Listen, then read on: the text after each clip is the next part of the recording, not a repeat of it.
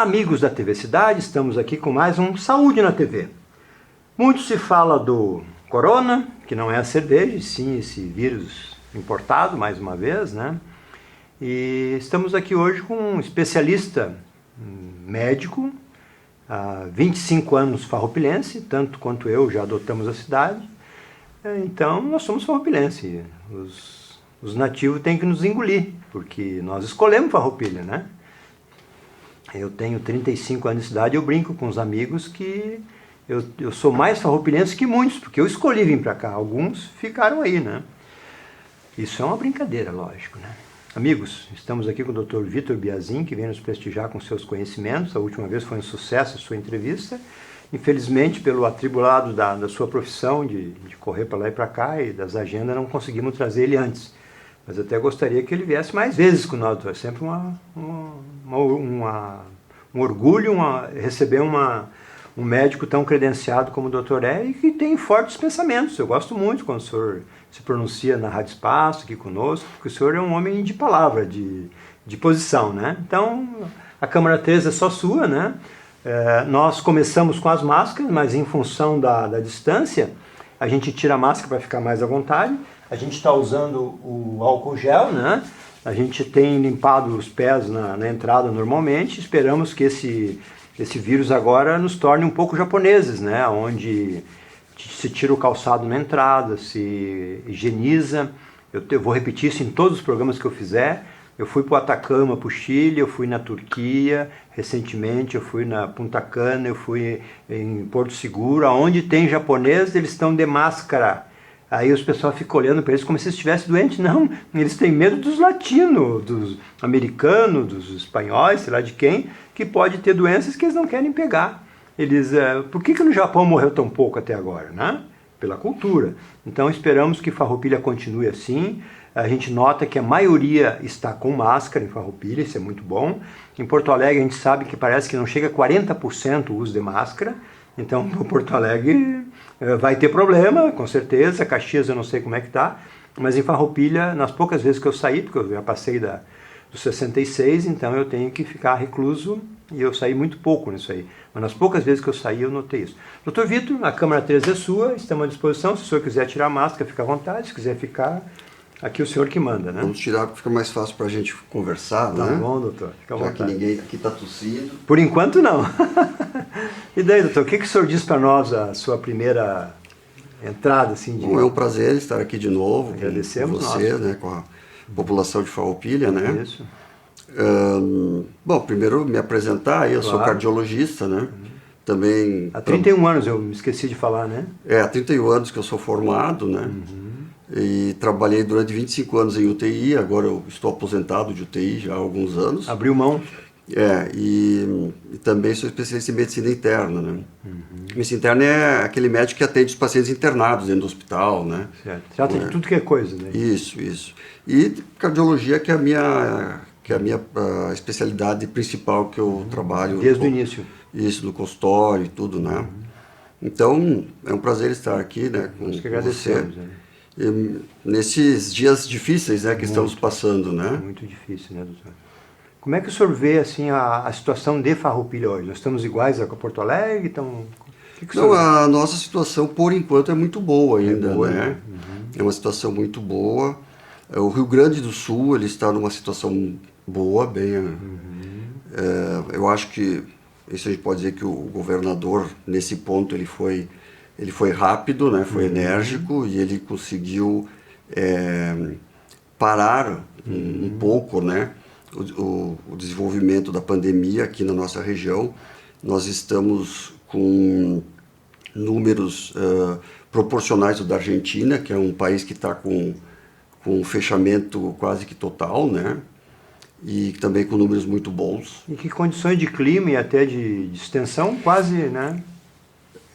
Na verdade a Argentina é bem maior que nós, né? Mas assim, proporcionalmente nós estamos semelhantes a eles, né? É que eles pegam aquelas áreas lá muito frias e tal, que daí mais ou menos... O problema é que esse vírus não tem muito isso, não, né? De calor e de frio. Não tem, né? doutor. É uma falácia esse negócio que ele... Isso é uma coisa que já caiu, né? Ele é um coronavírus, né? E outros coronavírus que surgiram há poucos anos, que também fizeram epidemias, um até surgiu na Arábia Saudita, né, no Oriente Médio, e que era um calor lá, 40 graus de média, né, e ele acabou se desenvolvendo também, né, então isso é uma coisa que não...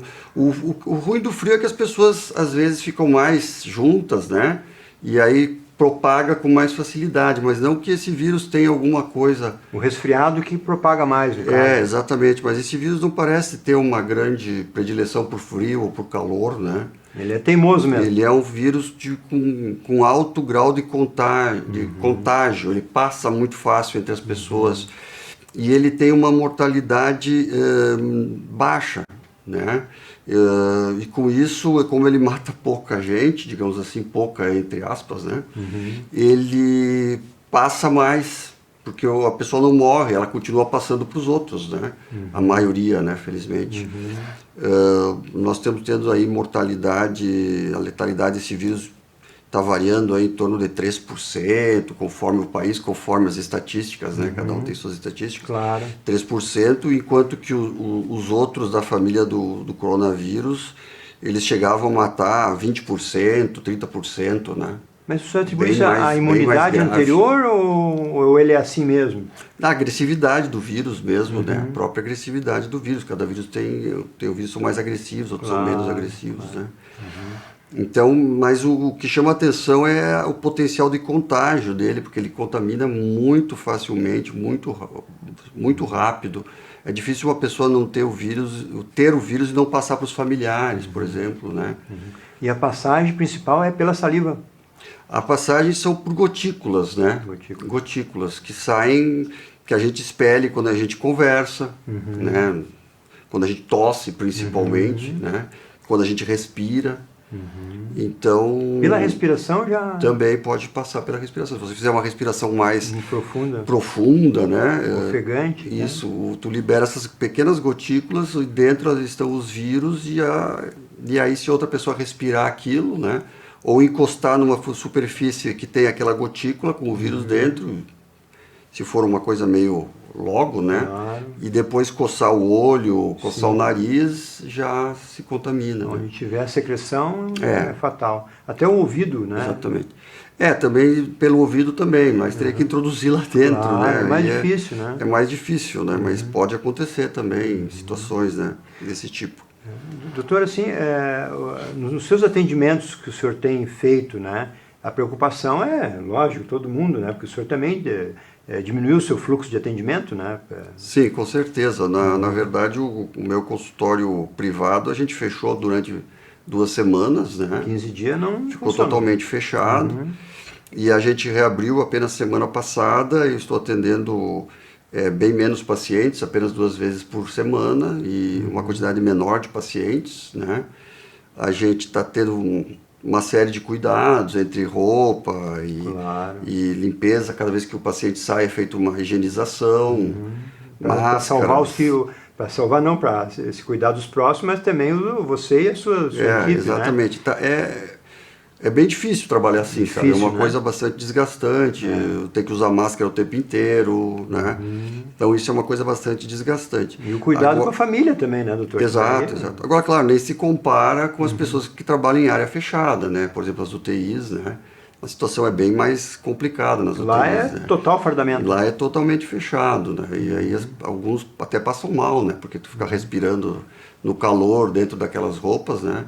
Muitas pessoas até se sentem mal, né? Uma pergunta que eu queria falar com você, há pouco nós entrevistamos aqui o comandante do 36 de policiamento e ele falou daquela proteção que começaram a usar, que alguns médicos já usavam, né? Sim. E eu provoquei ele pelo seguinte, mas aquela proteção, ele entra por baixo, né? O que o senhor me diz? Foi aprovado pelos médicos da brigada, tudo, né? Sim. O senhor podia esclarecer um pouco mais esse aquela proteção, né, que a gente chama de face shield, né, que é um elmozinho que a gente usa de plástico, né? Ele aumenta a proteção da máscara e do óculos de proteção, né? Então, assim, usar só aquela proteção não é o ideal. É o que eu acho. Primeiro porque, como tu disse, né, pode entrar pelos lados, mas também porque a pessoa que está usando, quando ela respira ou quando ela tosse, ela libera as gotículas. Tá então certo. a pessoa que ela está se protegendo um pouco, mas ela não está protegendo os outros. Quem ele está atendendo, ele não está protegendo. Isso é importante, hein? Então o ideal é usar a máscara, né? O óculos de proteção, quando tu vai lidar com o paciente, ou o face shield, né? Esse equipamento aí que o senhor fala, por que o cirurgião usa? É para não vir o sangue em termos de cirurgia? Isso. Às vezes é para não vir o sangue, às vezes é para não vir a secreção da saliva, porque esse vírus ele contagia muito, mas existem outras doenças também que contagiam, né? Então às vezes se usa isso. Eu sou clínico, né? Eu não mexo muito com sangue, essas coisas, né? Mas era na UTI, mas assim... Mas o senhor tem total agora a gente usa por causa disso, mas eu nunca usei, só em UTI mesmo, né? Então, vamos deixar o recado aqui para os nossos colegas, nossos amigos e guardiões da segurança aí, que continue usando tudo, mas inclusive a máscara, né? Porque, como o doutor acabou de ressaltar, né? Exatamente. É uma proteção a mais, né? Uma proteção a mais, protege bem os olhos, protege a pele do rosto. Porque tu imagina que o paciente tosse em ti e tu, na hora ali, tu continua trabalhando. Aí tu coça aqui a cabeça e daqui a pouco tu põe a mão no nariz. Ou coça o olho, né? E tu tendo aquela proteção, no que o paciente tossiu, tu terminou de atender o paciente, tu retira aquela... Tu não tem como te coçar, porque tu vai bater com a mão, tu retira aquela proteção, faz a higienização da proteção, né? E depois tu coloca de novo. O álcool 70, estamos tranquilo. Esse mata o bicho. Sim, o álcool 70, mas tem outros produtos também, né? A base alvejantes, que pode se usar para fazer esterilização de locais. Mas o álcool 70 é o mais prático, porque para usar nas mãos também, não agride tanto a pele, né? Muito bem, doutor. E com relação ao dia a dia aí, o senhor acha que se nós seguirmos esse ritmo de cuidado, lógico que a possibilidade é muito menor, né? Mas esse vírus vai durar quanto tempo, doutor? Olha, isso é uma discussão grande, né? Bola de cristal.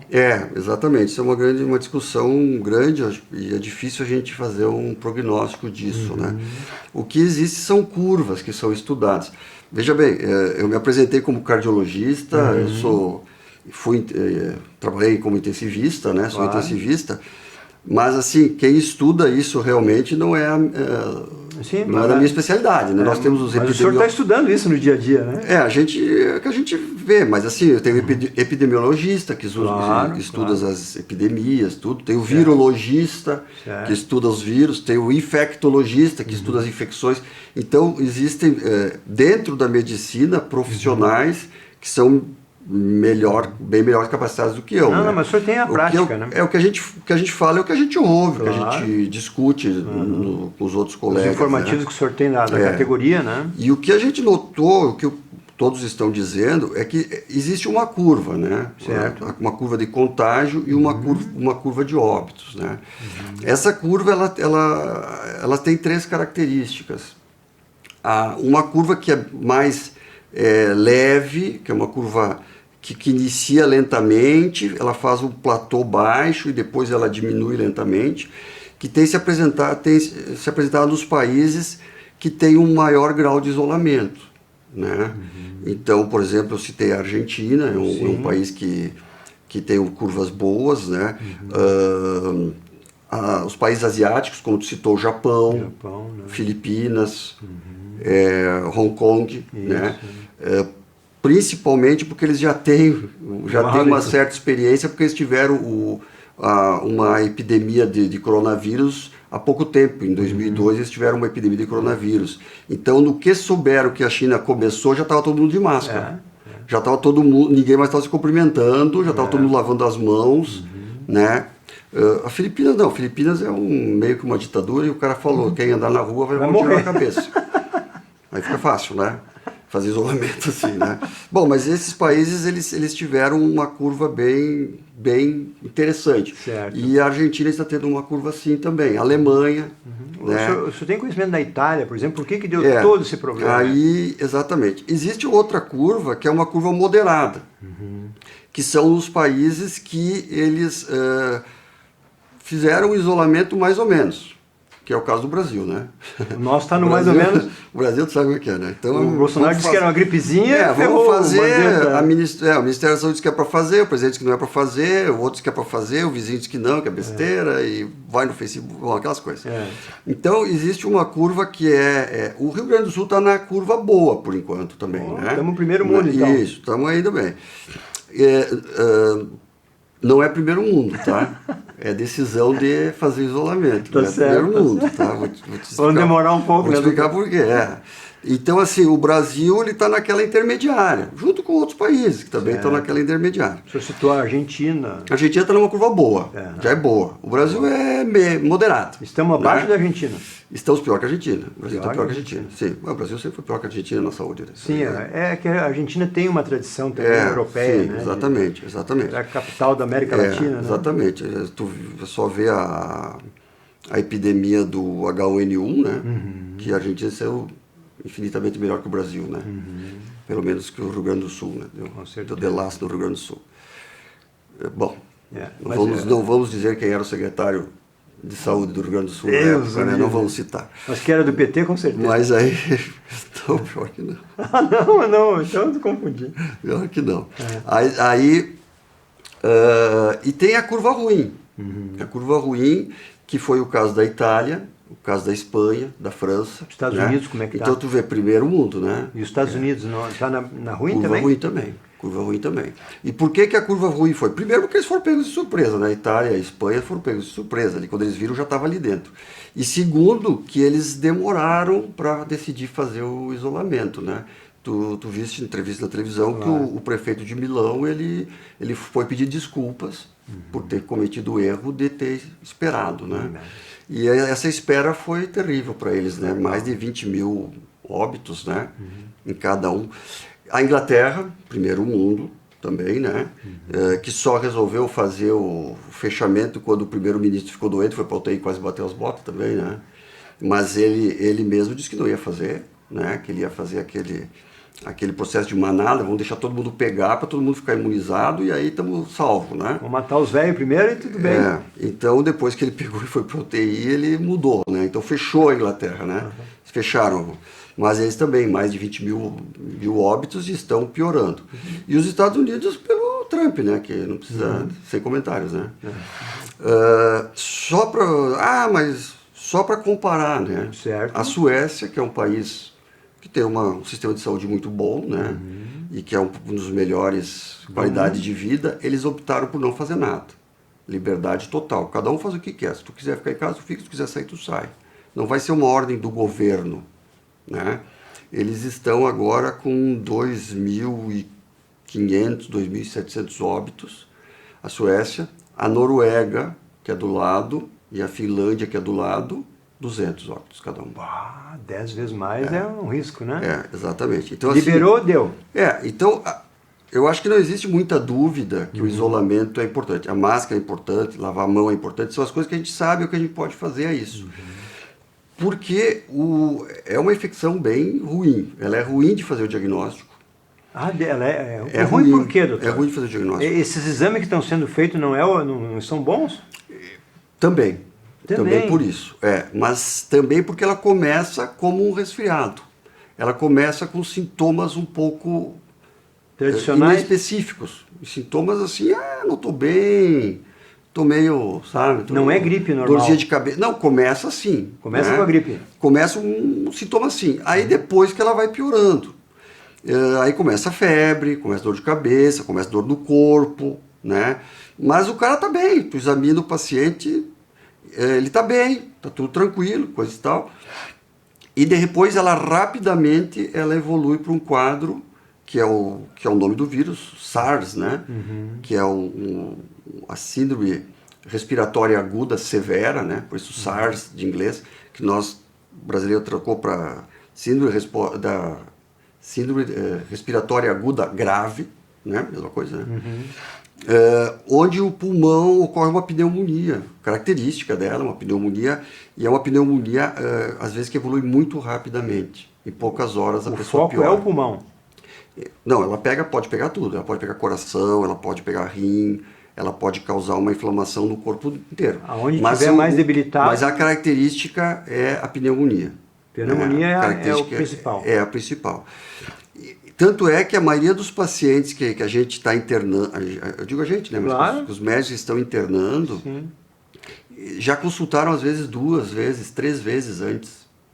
Já não, consultou, não tinha acusado. tu achou que não era nada, mandou para casa, aí o cara volta 3 dias depois, aí tu acha que é uma gripezinha, aí tu manda para casa de novo, aí quando o cara volta, tu vê, ele já está com o pulmão bem afetado, né? Então é difícil fazer o diagnóstico. A outra coisa são os testes diagnósticos, né?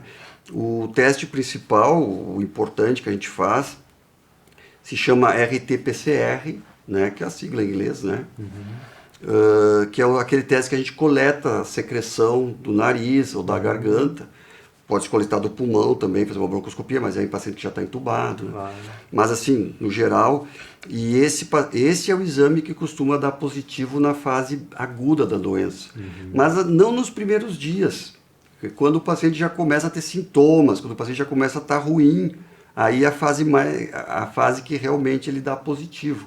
E é um exame que está em falta, que a gente não está conseguindo, a gente está deixando, estamos deixando para os pacientes mais graves, pacientes que internam, profissionais da saúde, porque não tem para todo mundo, na verdade. O governo federal não conseguiu abranger a necessidade. Não tem para nacional. todo mundo. Então se faz os testes rápidos, né? O teste rápido é aquele que tu tira uma gotinha de sangue e tu coloca no aparelhinho e ele vai dizer se tu tem o anticorpo ou não. Primeiro problema é que o organismo demora para fazer o anticorpo. Demora quanto? Não tem base. Em torno de 2 semanas. Aí já né? pode ser fatal. Né? Então, normalmente o paciente piora a partir do 7º dia. Quando piora, quando dá pneumonia, é a partir do 7º dia dos sintomas. 7º, 10 dias dos sintomas.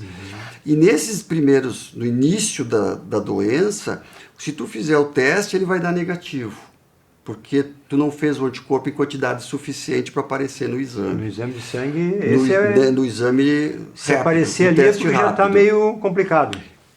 Exatamente. Se der positivo, está fechado o diagnóstico. Certo. Porque é difícil ele dar positivo de forma falsa.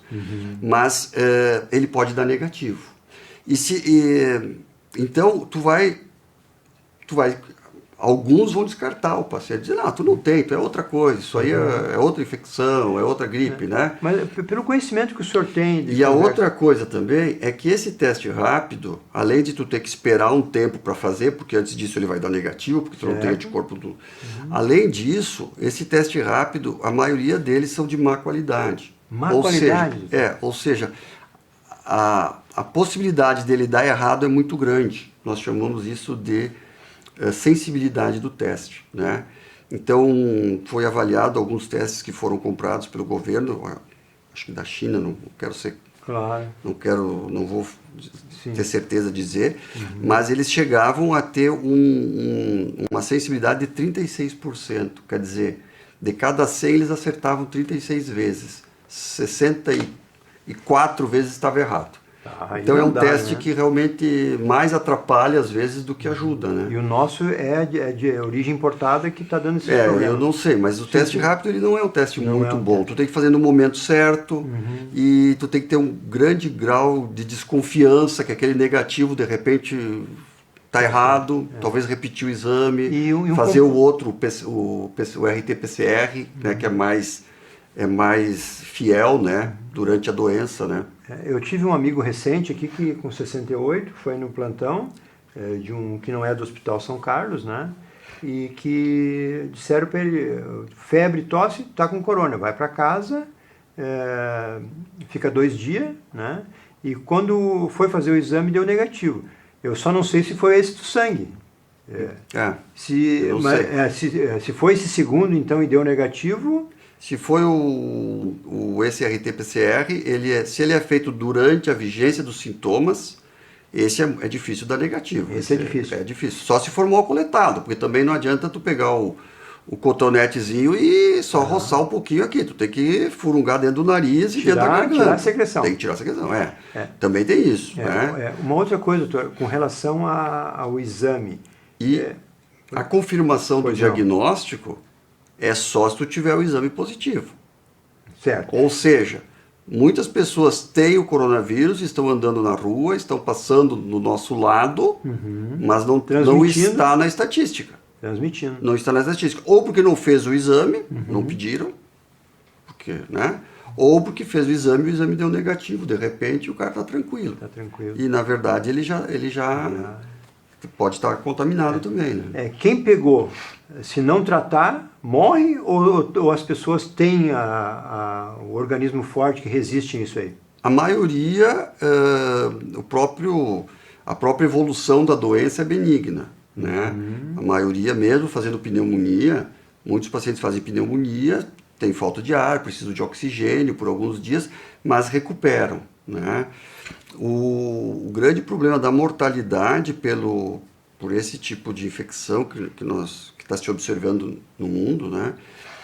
Tem dois problemas. Um problema é algumas pessoas elas têm uma reação inflamatória muito grande ao vírus, que se chama de tempestade inflamatória. Que dá em qualquer órgão, o senhor falou, ou mais específico essa no tempestade inflamatória, ela dá no organismo inteiro, é uma doença, é uma coisa generalizada, leva o paciente à insuficiência renal durante uns dias, né? Poxa vida. Pode dar pericardite, miocardite, que são problemas do coração, altera a coagulação do sangue do paciente, então o paciente pode ter tromboses, AVC, né? É isso que eu queria dar uma confirmada, fazer um parênteses assim, doutor. A Itália, por exemplo, surgiu notícias, que a gente não sabe se é verídica, né? Que muitos agora fizeram autópsia depois né? E deu muita trombose. Exato, é uma das manifestações da doença grave. Reforçando. Exatamente. Outra coisa que desculpe interromper, com relação à Itália, esses países de primeiro mundo têm uma idade muito avançada. A Itália, a gente sabe disso aí. Por quê? Porque nós, com mais de 60, o organismo já começa a se debilitar. É isso que propicia, né? Sim, exatamente. Por isso que a mortalidade é maior nos idosos, porque eles têm mais doenças, outras doenças, né? Então, tu imagina que o idoso já está com o pulmão ruim, pega uma pneumonia, já está com o rim ruim, pega uma infecção que vai forçar o rim dele, né? Mas o contágio é igual. Ela pega igual em qualquer idade, aí não. Só que o idoso, ele tem uma defesa menor, então ele padece mais rápido. A natureza conspira contra nós. Isso, porque na verdade não existe uma medicação, não descobriram ainda, não existe uma medicação específica para matar esse vírus. É outra pergunta. O que é feito, que o pessoal das UTIs fazem, né, que trabalha UTI, os especialistas, eles tratar essa inflamação, tratar essas complicações que ocorrem, que elas duram algum tempo, né?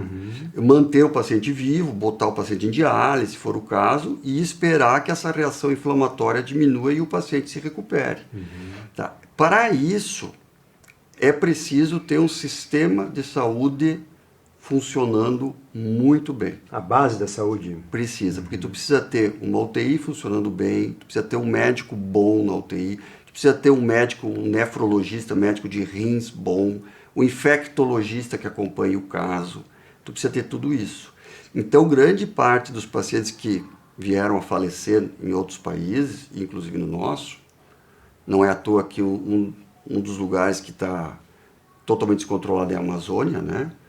Manaus, Belém, né? É uma área porque quente. eles já não têm um sistema de saúde adequado, já nunca tiveram. Né? Lá é então, barco, agora, né? Não é a rua. Exatamente, né? Então agora isso aflorece mais, né?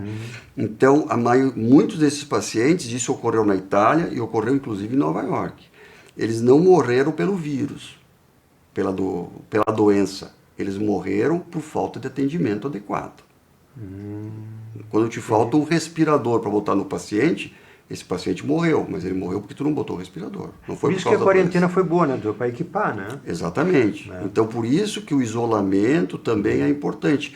Porque quando o sistema de saúde sobrecarrega, vocês imaginem que todos os pacientes que forem infartar um ano inteiro, infartem todos no mesmo dia e cheguem todos na UTI do Hospital São Carlos no mesmo dia com infarto. Deu para... O que nós vamos fazer? Nós vamos ter que escolher. Vamos salvar esse, vamos salvar esse, vamos salvar esse. Esse aqui tu deixa ali.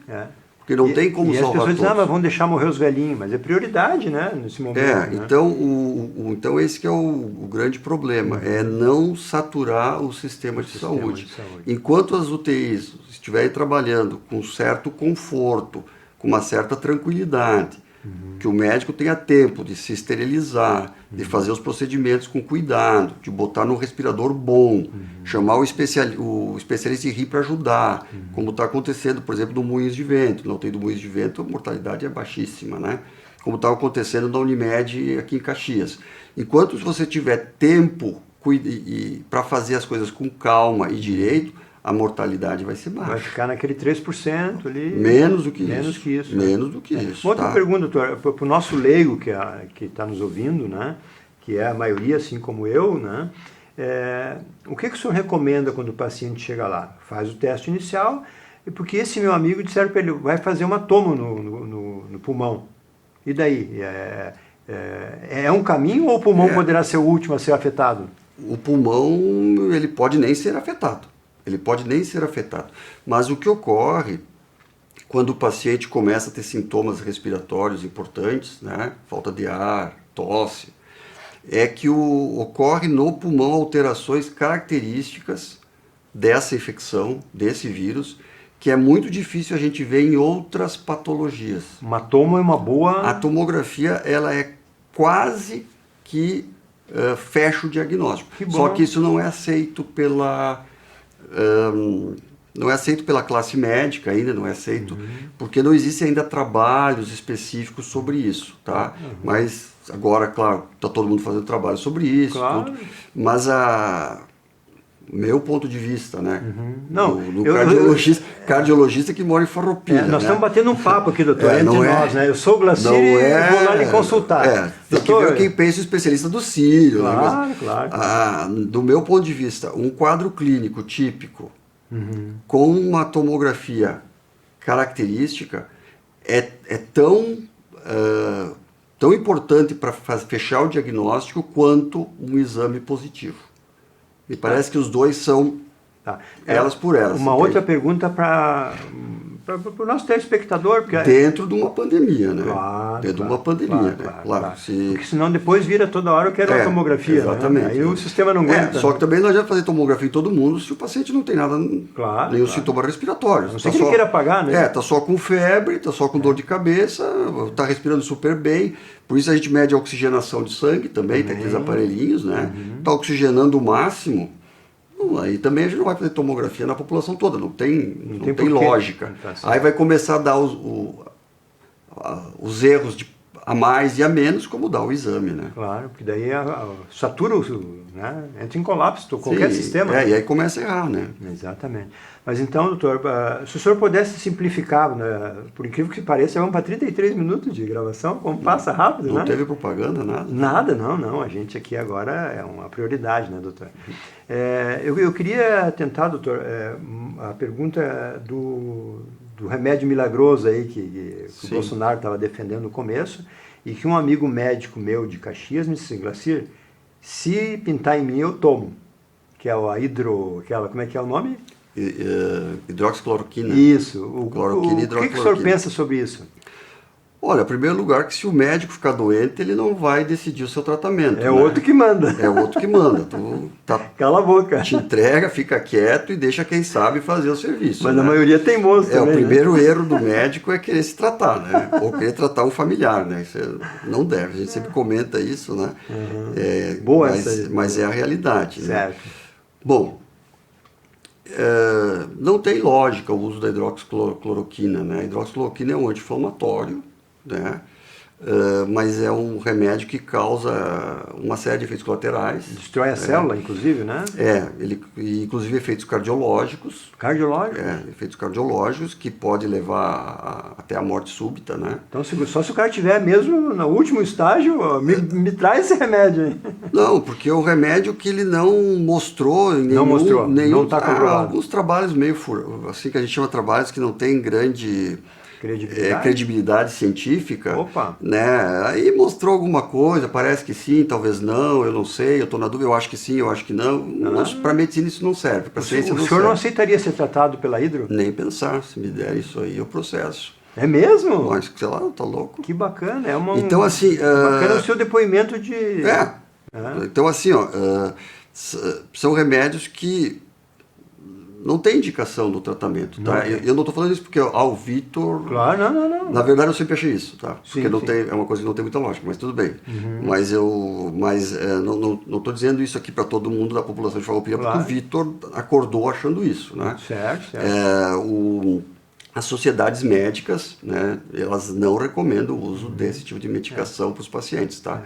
E os trabalhos que fizeram e que estão começando a surgir alguns resultados estão mostrando que não houve nenhuma diferença de melhora dos pacientes, alguns até dizendo que os pacientes pioraram. Então, o médico, assim, se tu não tens certeza que vai fazer bem, segura a onda, né? Sim. Porque tu pode fazer mal. Pode morrer de outra coisa. E existem outros tratamentos, mas não... para matar o vírus, tratamentos para manter o paciente vivo, em boas condições. Existem outras medicações que se usam, uma série de medicações. Cada caso é um caso. Ninguém é igual ao outro, né? Ninguém é igual ao outro. E ainda bem, né, doutor? Inclusive para ajustar equipamento, por isso tem que ter médico bom e tem que ter equipamento bom. Claro. Porque tu vai ajustar o respirador para o paciente do leito 1 de um jeito, o paciente do leito 2 é de outro jeito, o paciente do leito 3 é de outro jeito, e a medicação também. O leito 1 tu vai usar uma medicação, o leito 2 tu vai usar outra, o leito 3 tu vai usar outra. Mas essa que tu citou, no caso, não se usaria nenhum. Tá certo. Doutor, eu sei que existe a ética, existe tudo, assim, o senhor falou no Moinhos de Vento, que eu tive a possibilidade de conhecer, fiz um check-up lá uma vez, me entrou uns trocos a mais, não tem onde gastar, eu vou lá fazer um check-up, né? Então, foi muito bom, eu descobri que eu tinha uns negócios no rim lá, que eu umas coisas, mas passei no teste, né? E com relação, o senhor falou na Unimed, que está muito bem, a estrutura a gente conhece, é um exemplo no Brasil, a nossa Unimed, né? O outro plano, que não precisamos dizer o nome, que é o segundo mais procurado, o senhor tem condições de dizer para a gente se tem, porque tem muitas pessoas que estão nos ouvindo que tem o outro plano, né? Eu não conheço não tem conhecimento, nem de ouvir falar. Eu citei o Moinhos de Vento porque em Porto Alegre ele é o hospital de referência, né, para tratar Covid. Então eles já têm alguns casos, eles já estão desenvolvendo alguns estudos científicos, né? Então, e eles estão com uma casuística boa, assim, né? A Santa Casa, que sempre foi de pulmão, não A Santa Casa, né? Ficou na retaguarda. Né? Então é o Conceição o Conceição? É o Hospital Conceição e o Moinhos de Vento, né? E o Conceição sempre foi um SUS grandão, né? Então, exatamente. Os pacientes de SUS mais para o Conceição e os convênios aqui vão para o Moinhos de Vento, né? Mas... Nos outros planos você não tem conhecimento na região? Não tenho conhecimento. A Unimed ela se preparou, né, desde o início para essa pandemia. Até todos achavam que ela viria mais rápida, né, e por isso que eu digo que a atitude do governo do estado foi uma atitude bem positiva, né, comparando com os outros estados, né, que a situação está bem... O Rio Grande do Sul... é um dos melhores estados até agora. Boa notícia eu trago nas últimas estatísticas, o Rio Grande do Sul, proporcionalmente ao número de habitantes, aquelas coisas, é um dos melhores estados por enquanto, né? Mas a Unimed se preparou bem para isso, aumentou o número de leitos da UTI, aumentou o número de médicos, né?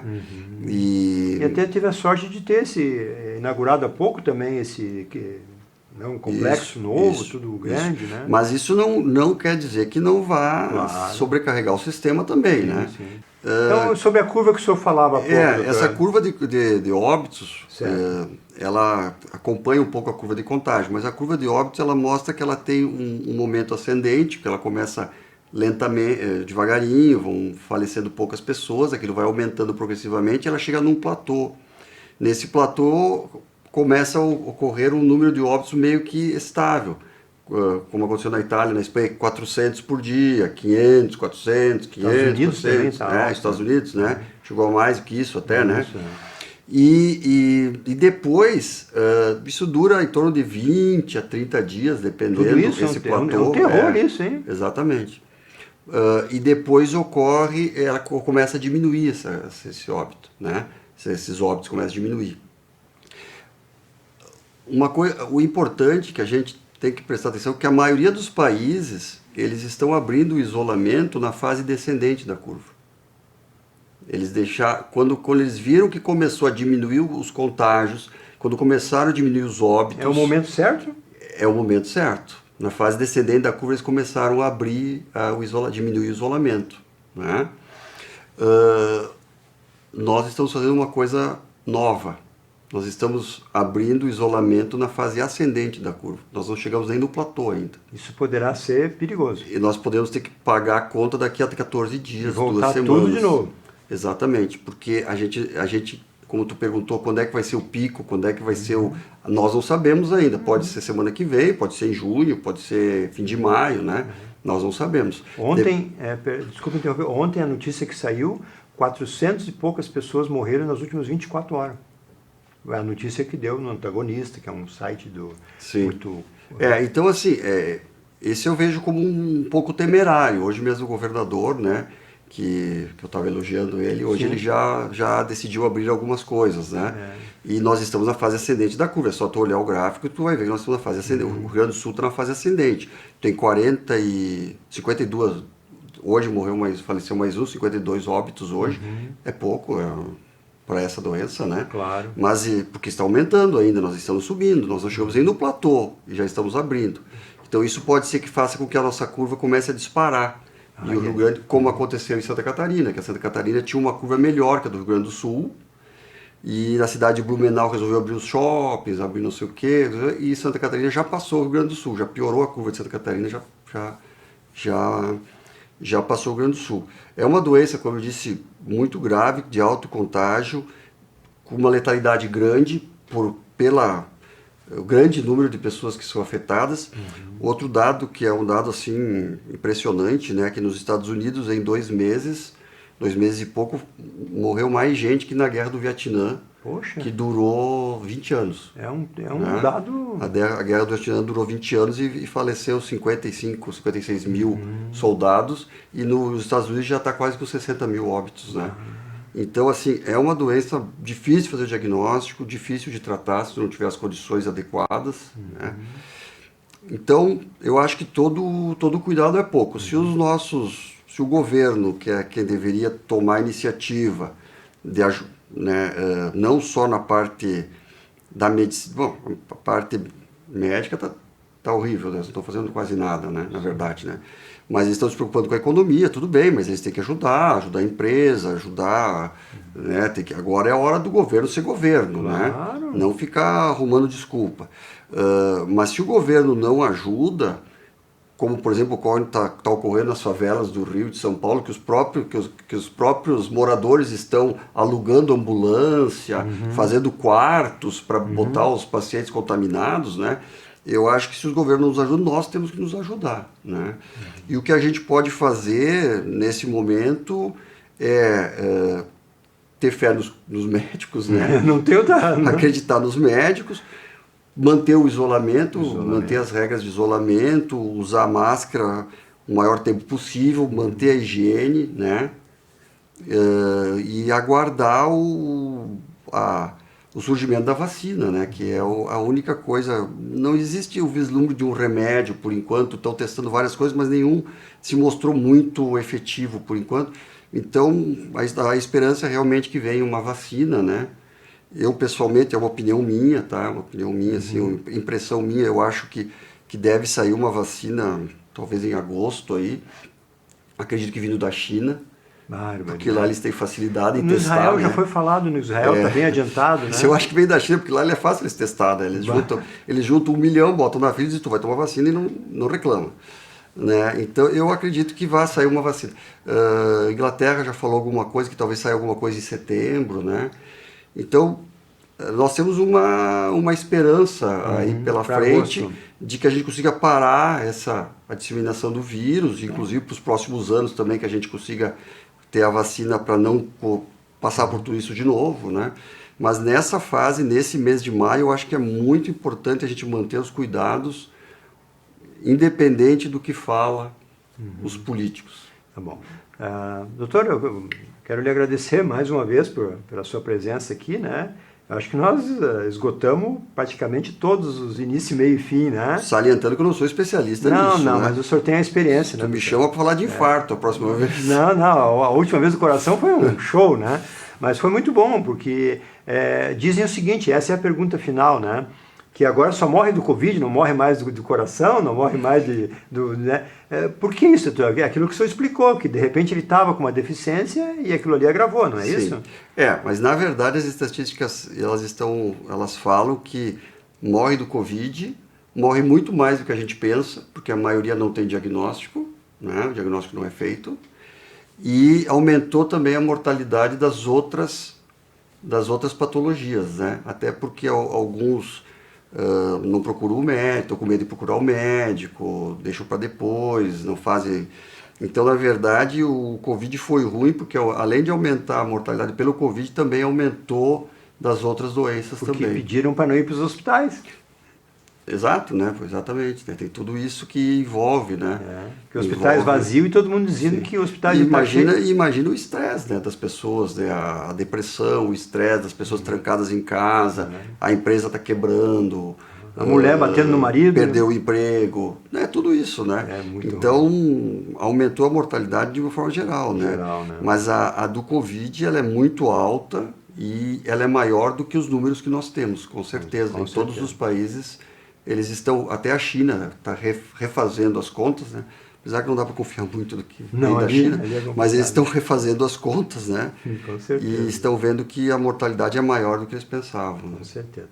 Bom, pessoal, nós encerra na câmara do meio, né? Nós vamos colocar as máscaras aqui, porque vamos partir para o encerramento, encerramento. Eu, particularmente, vou ter que usar um pouco mais do gel aqui, porque eu comecei a suar, fiquei nervoso aqui com o doutor, porque eu estou na faixa de risco, né? Então, o vírus, né, doutor, é mais do que a gente pensa, pelo que o senhor nos falou, né? Esse contágio, as pessoas acham que não pegam. Alguns amigos disseram que não vou usar agora para pegar logo esse troço. Isso não é assim, né, doutor? Não é assim porque a gente não sabe como é que o organismo vai reagir à infecção. Pode reagir muito bem, e a pessoa não sentir nada, como pode reagir muito mal e tu ter que brigar por um leito de UTI, né? Eu sempre achava importante, o médico fazia assim quando lavava, né? Isso. Então, lavar toda a mão, né? No total, né? A ponta das unhas também tem que fazer assim. A unha cortar mais seguido agora, né? Muito bem, obrigado. Encerramos por aqui mais um Saúde na TV. Hoje tivemos uma aula aqui de cuidados médicos. E na próxima, o doutor já fica convidado para nós falar só do coração. Encerramos por aqui e esperamos o seu retorno o mais breve possível. Eu que agradeço. Tá bom, obrigado.